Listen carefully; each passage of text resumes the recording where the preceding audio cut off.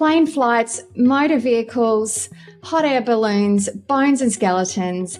These are just some of the topics that we get to talk about in today's episode. And every single one of them is a metaphor for how you create the life of your dreams and how your business should be the vehicle for you to be able to achieve that. I know you're going to want to hit rewind on many times throughout this episode. Let's have a listen to business coach Steve Leach.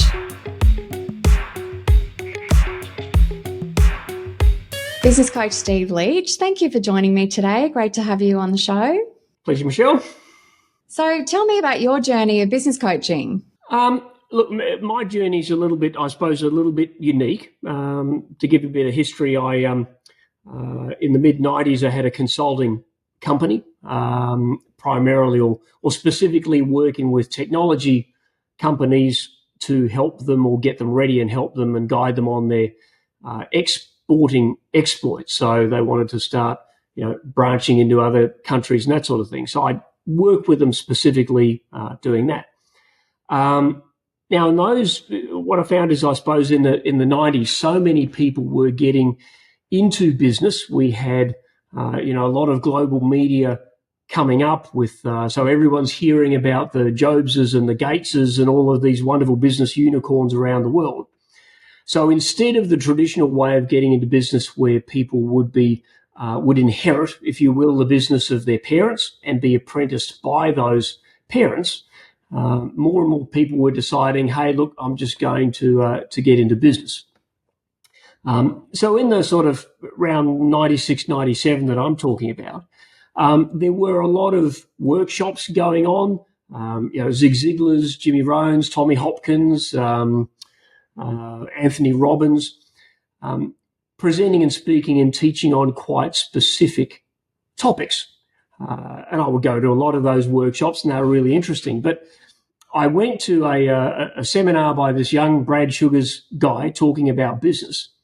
And I was really, I suppose, impressed and inspired on how Brad brought together all of these various ingredients and pieces of business and put them together almost in a recipe. The 5 ways framework to go, wow, that really defines how all of these different strategies actually come together. I thought it was absolutely brilliant. I applied for a job with Brad and got taken on, because I think what Brad was finding was that people would come to the seminars and workshops. You would learn, and then you would be left to your own devices to implement the strategies. Nobody in particular held people accountable. And it was like, great, I've got some great bumper sticker flip chart type lessons, but the applicability of that was missing. So Brad had the idea to invent this position or this role where we would work one-on-one with the businesses that had been to workshops and seminars, but then we would work one-on-one with them to expand on the education, to guide them, to apply the learnings to their specific business, and obviously hold them accountable. So now in 97, that role did not exist. I remember sitting with Brad and a couple of others brainstorming what we would call this thing, because it wasn't consulting, it wasn't just education, it wasn't contracting, it was something different. And so we thought coaching would be the best description. And back then, coaching had never really been used, as far as I know, outside of arts or sport. So the concept of business coaching was very, very different. But it's been great, because people are now, wow, the latest generations over the last decade or so of people just going, I'm not even going to have a job first. I'm just going to walk out of school and I'm going to be an entrepreneur, and I've got 10 side hustles and I'm just going to jump into business, is absolutely staggering. And even in the past, people that had the perception that they could start or run a business with common sense. So look, I'm pretty bright. I've been a good technician. I'm going to start a business doing what I used to do from a production perspective.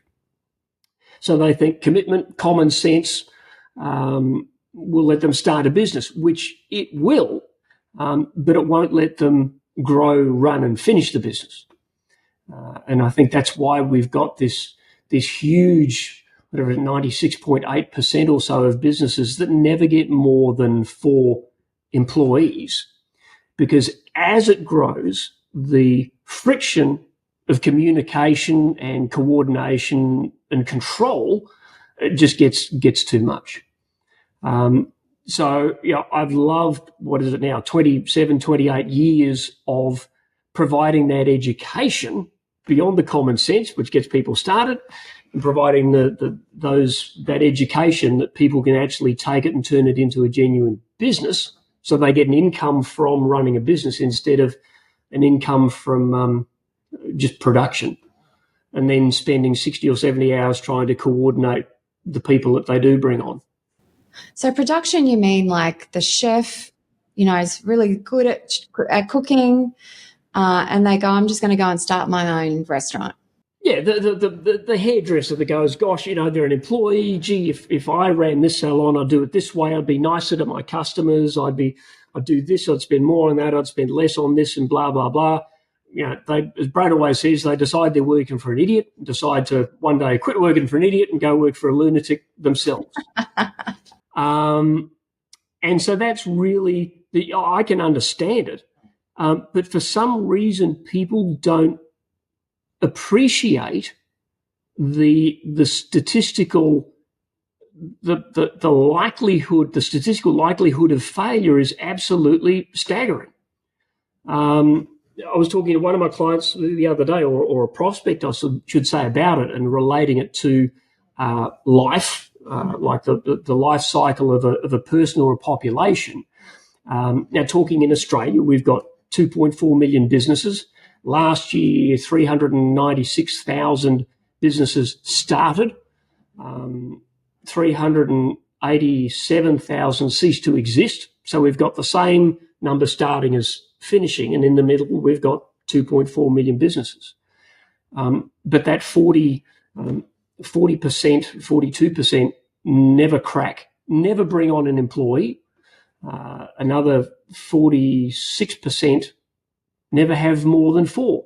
So if you think about it, that means that you've got a 50% mortality rate, infant mortality rate, before the business gets to 1 employee, and another 46% that never gets beyond toddler. So if it was a population, there would be a uproar and go, what is happening? We're going to become extinct as a species. But we just keep, another 500,000 a year in, and another 500,000 cease to exist. And there's a lot of quiet collateral damage, bankruptcies. It's such a big responsibility to have a business. Relationships, but it's the only thing I'm allowed to do with no qualifications. I can't even be a barista without doing a 3-day course. The only thing I can do with 0 qualifications or skills is start a business. That's so true.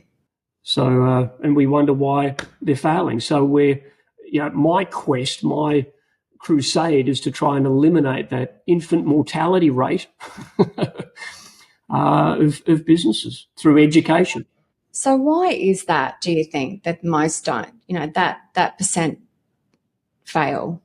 Again, simply because they don't get that they need to be educated in running a business, that the familiarity they have with production is not going to help them run a business.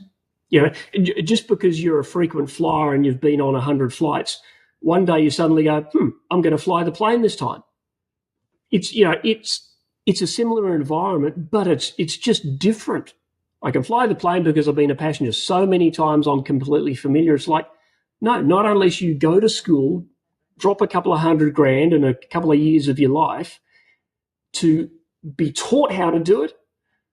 Common sense will not help you once you're in that cockpit, other than the basics. You could probably take off, but as we know, the trick's in the landing.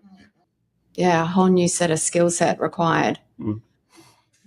So you've been working with, let's not count, but let's say, thousands of businesses over that period of time. You've presented on stage, many keynotes across the world. What do you think is the number one challenge that most business owners face that you get to speak to?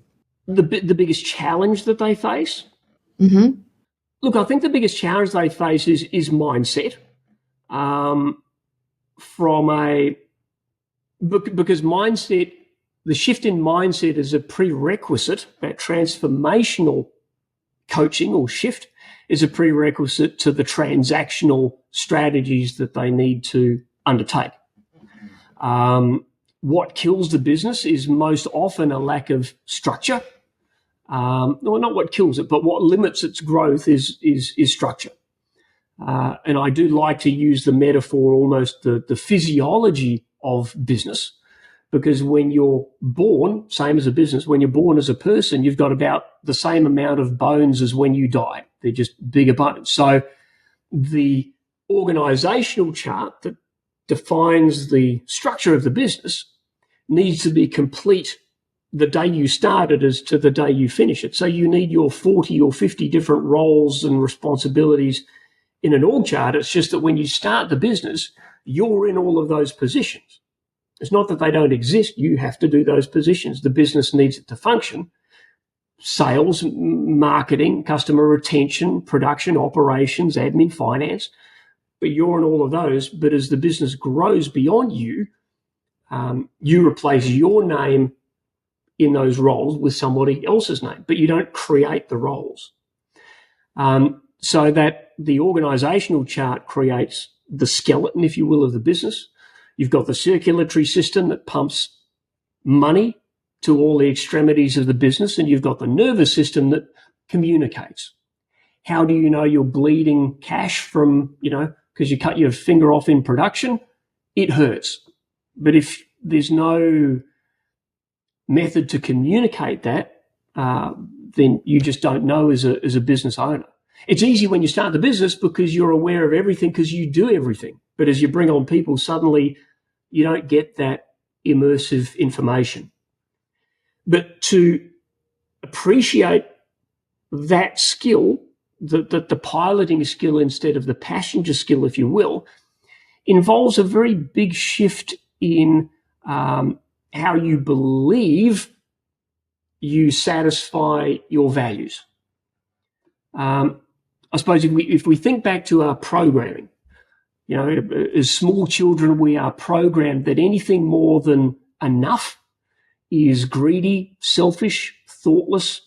You look at the 7 apparent deadly sins, gluttony, pride, being proud of what you do is apparently a sin.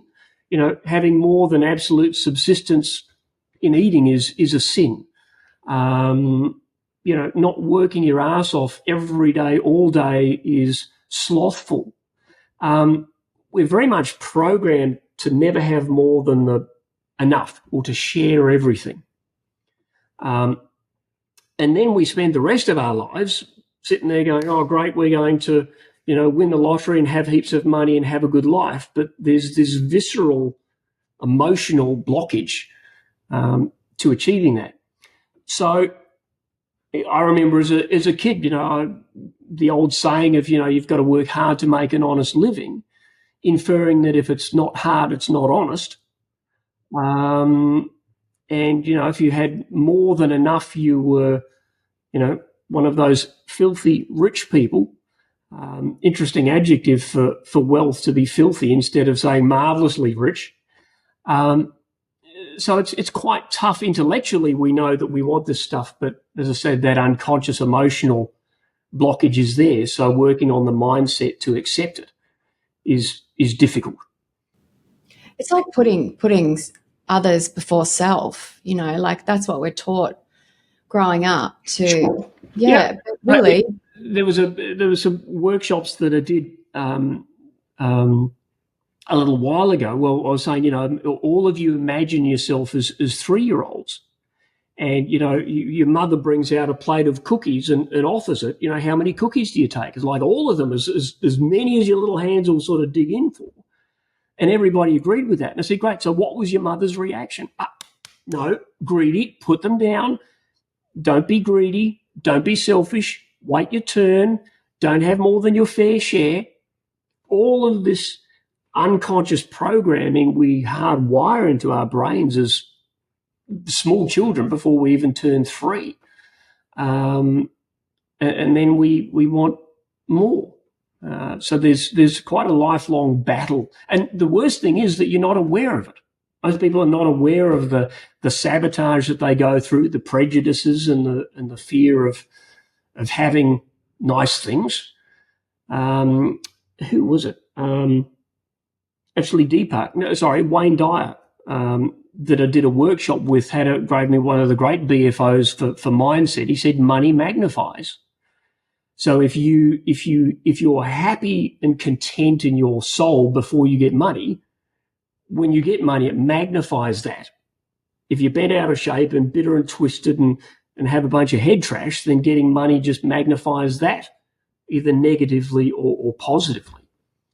My first career was a soldier. I remember getting out of the army and driving taxis. I'd do a 12-hour shift and take home $40 on a Monday after a 12-hour shift. We didn't have money, that's for sure.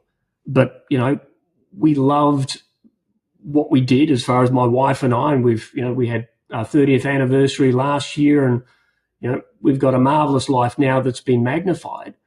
But yeah, a lot of people find it. And I found it hard. I've found it hard not working hard, to learn to not work hard and to chill out and relax and not feel guilty and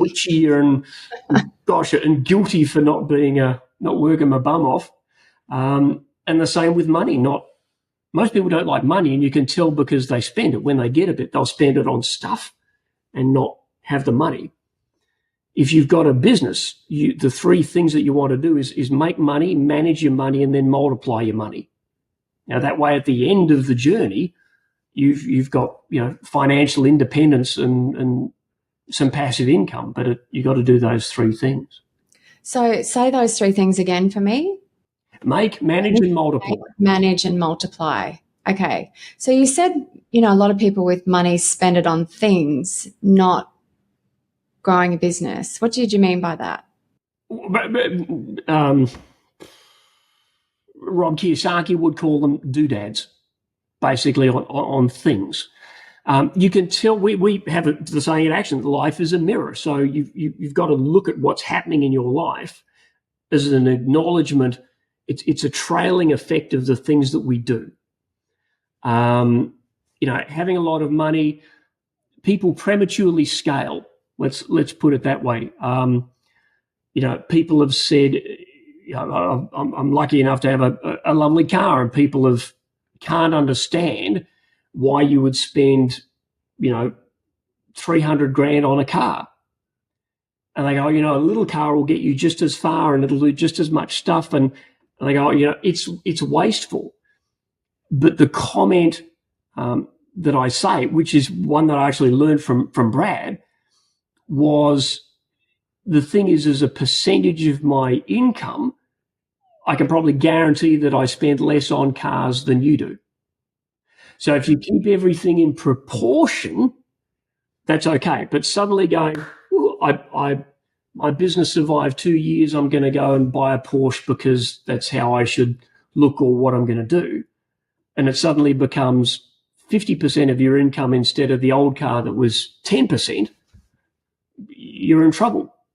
So people believe that is what they are supposed to do when they have money. So they get rid of it to keep up with the Joneses, look impressive, whatever it might be, instead of keeping it in proportion. That's a great lesson. So, when you mentioned mindset earlier, the challenges that business owners face that you work with and that you get to speak with. Mindset, it's just so many different facets to mindset, really, isn't there? There's limiting beliefs, there's all the different things that you have to do. We talk at Action Coach about, IVBMs and dream boards and all of these things. When you mean mindset, what area of mindset is it to you? Look, I think it comes down, it's a great question. It comes down to the perception of yourself, what your role is in the world. Everybody wants to be respected. Love and respect is one of the most basic human values. But if that is a value, a lot of people believe they satisfy that value. So this is the beliefs and values gap again. They believe that they're loved and respected by working hard and that sort of thing themselves. Richard Branson doesn't believe he gets loved by working hard. He believes he gets loved and respected by creating an incredible community.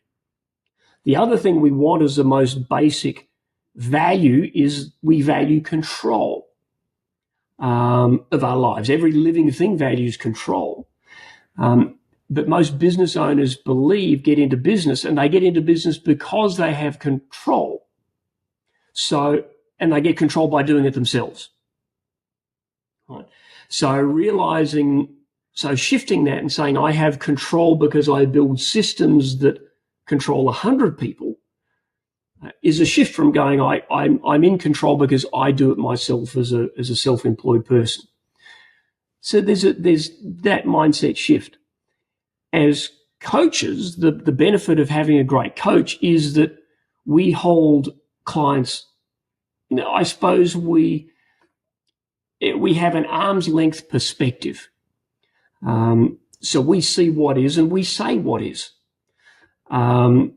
Because we all work based on fear, and fear is a combination of prejudice. So what we think other people will think of us, that's prejudice, and delusion, what we think of ourselves. Our prejudices cause our delusions, so it's a bit of a cycle. So people think they'll be judged. They fear being judged by others if they have money. They fear they'll be judged as being lazy if they're not seen to work 60 hours a week. They fear being judged by their employees if they don't open the business first and are still there when everybody else has left. They believe that leaders should lead from the front. I can tell you as a military person, never happens. Went out in the Middle Ages because the king rides out in front of the army, gets his head chopped off, and everyone runs away. And tell you as a soldier, the leaders are very comfortable behind the stage three barbed wire in their bunkers, not out the front there leading the charge. It's just it's a sour grapes mentality. So overcoming constraints, put it this way, the IVVMs, the visualization, the affirmations, all of those are very important. And if we think of ourselves as a hot air balloon, the balloon is full of our vision and the goals and all that sort of stuff. And we're looking up, wanting to rise to these wonderful heights. But often we don't stop to look at the ropes that are still tethering us to the ground. So often shifting in our success comes with removal of a constraint rather than continually, visualizing and have more dreams and visions. And that constraint might be somebody that judges you that you need to let go of. It might be a habit that you need to let go of to create space. So you might need to let go of spending 2 hours a night watching the news about the same car wrecks and people burning to death and all that sort of thing, and spend some time learning a business development skill. So mindset is that balance of wanting more, but also letting go of the constraints. They'd be the main mindset issues, I think. So how you see yourself, how you judge yourself, and letting go of the constraints first. Yeah, I'm sort of got that visual of that hot air balloon, and that's so true when you think about, a lot of what we hear as entrepreneurs and business owners is to dream bigger, to plan more, to set bigger goals. But yeah, that is why a lot of businesses don't reach that more than 4 employees in that phase of growth that they dream about, because they're tied to the ground by something. Yeah, they don't want to let go of that control. They don't want to let go of the favorable judgment. I coined a phrase that I looked at. Everybody was talking about priorities. Here's the priority. So I sort of thought about the antonym for that and thought posteriority. So instead of what you want to do as a priority, the posteriority is what is the last thing that you need to give up to allow you to go forward. So it's not just what you want to do, but what you need to give up to create that space to grow into. Wow, some great contemplation there. Can you tell me a story of, like what's the most impactful story of, working with a client that you've had throughout your career? There's a lot of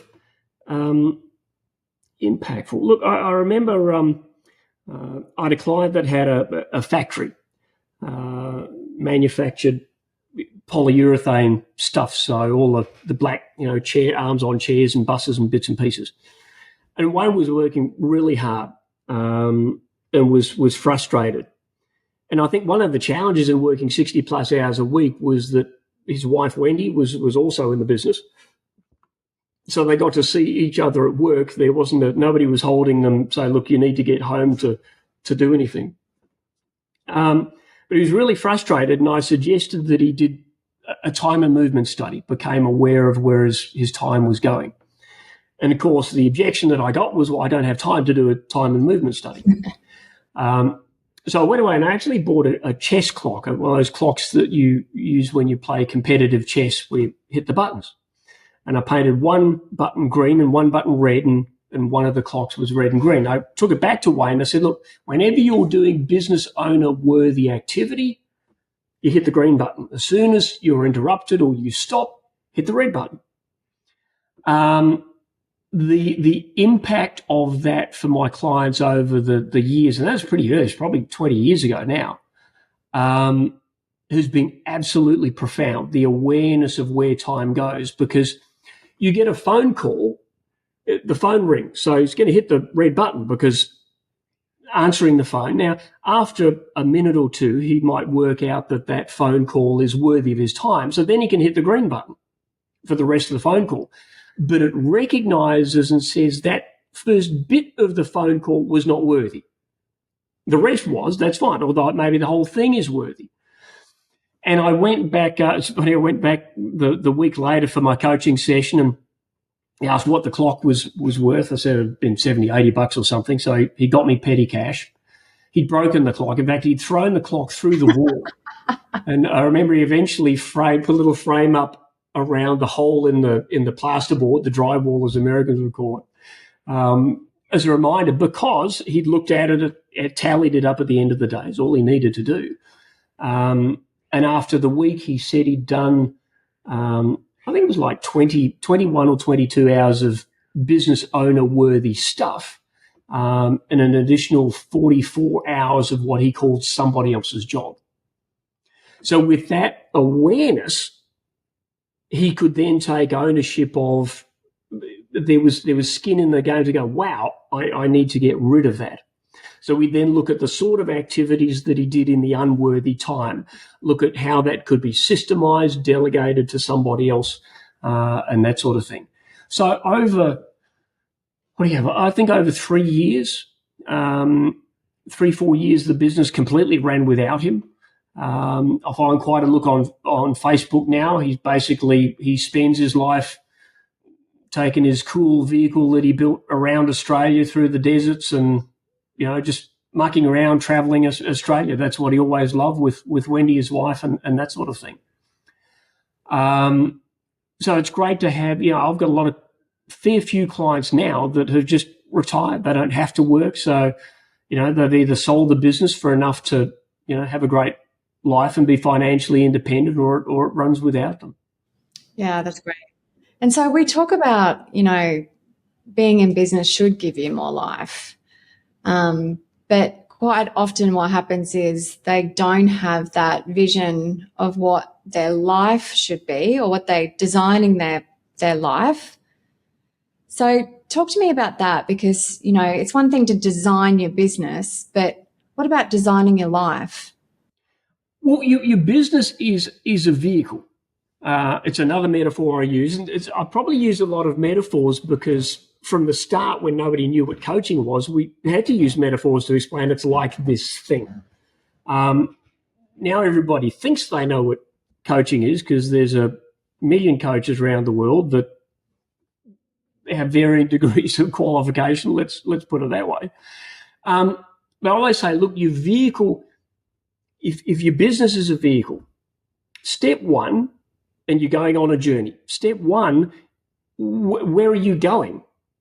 What is the destination? And that's obviously a destination for you as a human being. What's the destination? What is the path from where you're at to that destination? Maybe it's a freeway, maybe it's full of potholes, maybe it's a desert. Based on that, you work out the vehicle that you need to construct to get you there. And then you undertake that journey. But the idea of the business vehicle that's going to get you to a financial destination, you want that journey to be as fast as possible. You want it to be as comfortable as possible. You want your business vehicle to be dependable and not break down every 5 minutes, keep running out of fuel and that sort of thing.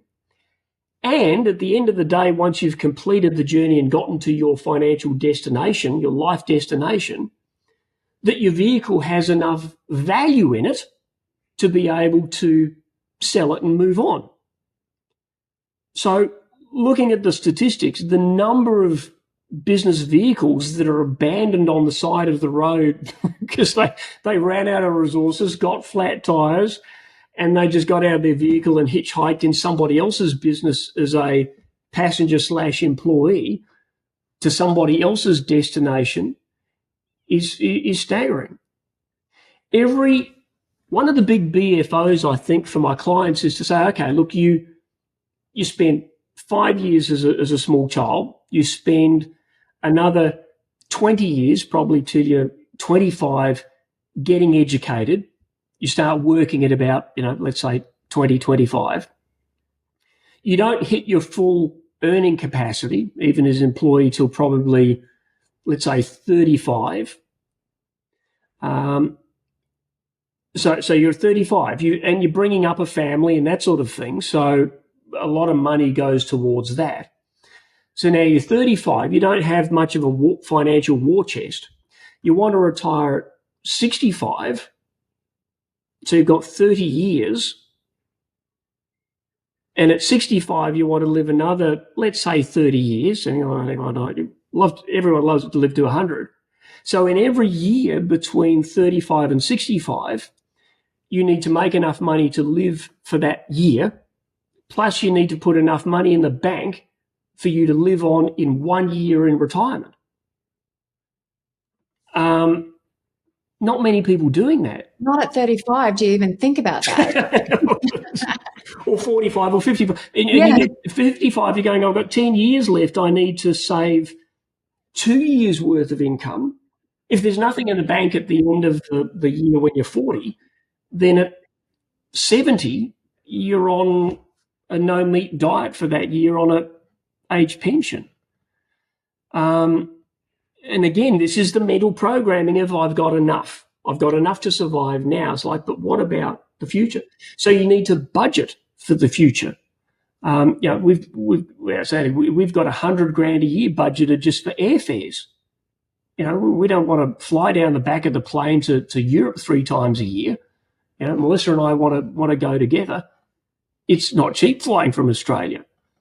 When you go away, what's your budget for a per night if you want to stay in nice places, and that sort of thing? You want to support the kids? You want to contribute to charity in the community?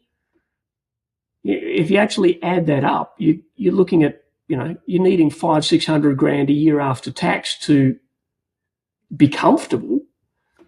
The good thing is that if you start early in managing the money, so you make the money in the business, you then manage the money and invest it, so that then the money makes more money, and that creates passive income.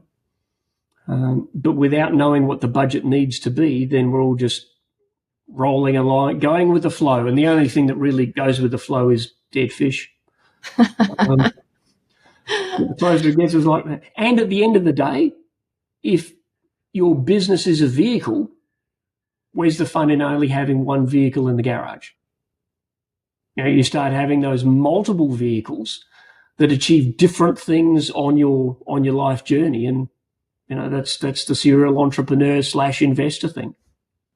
Yeah, awesome. So without that life plan, that wealth plan that you have on what you, how much money you need to achieve these things, then you really are, like you said, you're really just flailing about without any think for what's down the road or around the corner. And then you can bring in challenges that come up from time to time, whether it's health or something like that throws a spanner in the works. And, so I love that. I love the tips that you've shared. I think that's, a lot of listeners are going to be really thinking about that. And your business then becomes the vehicle to achieve those things, right? And that's it. At the end of it, I've bought a number of businesses and negotiated a heap in the past. And, it's heartbreaking to go to somebody that thinks, okay, well, I bought my business for 50 grand and I fit it out for 100 grand and it owes me 20 years of back pay, holiday pay, superannuation. And it's obviously had capital growth over that period. So, I'll sell it for, 600-700 grand. And I said, like, I'll give you nothing for it and take over your leases to save you paying 100 grand to reinstate the site. But it's not worth anything more than that. They get very upset till a reality kicks in that that's actually quite a good deal. So sweat equity has no value to a buyer at all. People lump it in as goodwill. Goodwill's a balance sheet item that only goes on if you previously bought your business. There's no goodwill if you started it. But people just go, oh, well, it owes me. So that's what I mean. That vehicle has to have some value at the end of it than just selling it for parts and walking away. And if you don't think about that, you do get to the end when you do want to walk out or sell it. And like you said, it's not worth anything. I remember one of the first things that, when I first met Brad, I owned a restaurant and, I had just taken over. And the first thing he said was, what's your exit plan? I'm like, what? Why would I be thinking about my exit plan? I just took over 3 months ago. But if it wasn't for that statement, I would not have had a plan and I would not have been able to sell 5 years later, as most restaurants don't. Mm. Yeah, it's funny because people don't have, but I love what I'm doing. And at my, when I started at Action, I was, 28, I'm 56 now. And I talk to younger business owners and they go, but I love what I do. I've got no plans to retire. It's like, that's now. When you get to 50 and you're just a little bit over it, I'm not saying that people need to be, I talk about financial retirement and people have this visceral reaction. It's not about getting a blue rinse and being exiled to a pink and wrinkly village. It's about having the option that one day when you do get to that point and you're over it, that you can step away. Because it's too late once you're over it to develop the systems and make it into something that has value. You don't have the energy for it, do you? And you're often just happy to take anything from anyone just so that you can get out. Which is just sad. Yeah. Yes, it is that. Thank you. Some massive learnings in our episode today. So let's finish with 3 quick questions for you, Steve. Are you ready? Sure. Favorite business book? Ooh. Wow. Look, from a basic, there's 1,000 up there, so I'm trying to shortlist. And that's only a third of the list. There are still some boxes left. Look, I love a business book. I do love Influence by Robert Cialdini with a C, because to be successful in business, you need to be able to influence others. That's been a great book. Willpower, The Willpower Instinct. Kelly McGonigal is also a fantastic book. That's the internal how to, have the willpower to do what you need without constantly being held accountable. Billionaire in Training, Brad's book, I think, is a brilliant book to introduce vision of that journey, the evolution of business. E-Myth Revisited, I've always loved just because it touched me really going, God, this is like the unauthorized biography of all the challenges that I've been through in building businesses. So that would be a short list of what's that for. That's you can probably keep going with, another 10. But next one, who's been the best mentor or coach for you throughout your career? Look, I would have to say I'd have to probably say Deepak Chopra. I was very lucky to do a week workshop, relatively intimate week's workshop with him many years ago,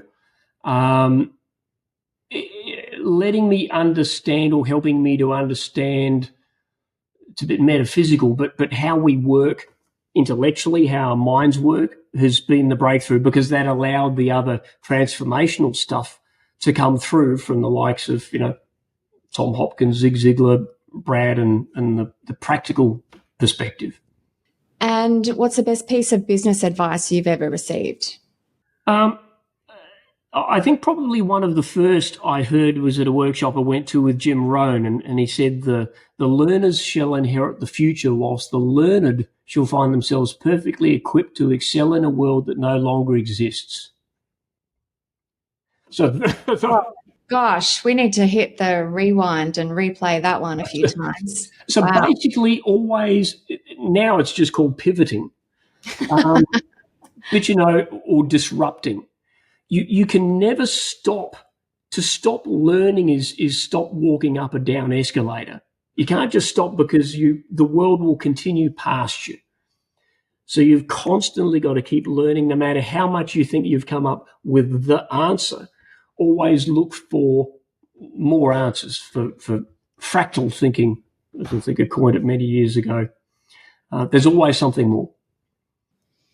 And I'm sure there's always something more from Steve Leach. Thank you for joining me today. Pleasure, Michelle, and to everybody listening, good luck with the journey, engineering your vehicle. Talk to a coach. We'll put it on the dyno and see how we can get some extra horsepower out of it. Love it. Thanks, Steve. Michelle Adams, your host here.